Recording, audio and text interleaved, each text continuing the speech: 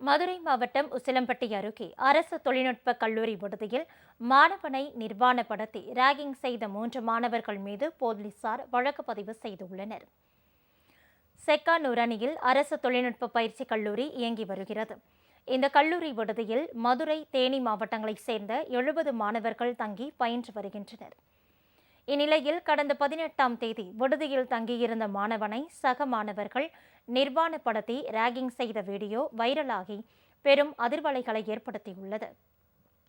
இந்த சம்பவம் தொடர்பாக பாதிக்கப்பட்ட மாணவனின் தந்தை அளித்த புகாரின் அடிப்படையில் 3 மாணவர்கள் மீது செக்கானூரணி போலீசார் வழக்கு பதிவு செய்துள்ளனர்.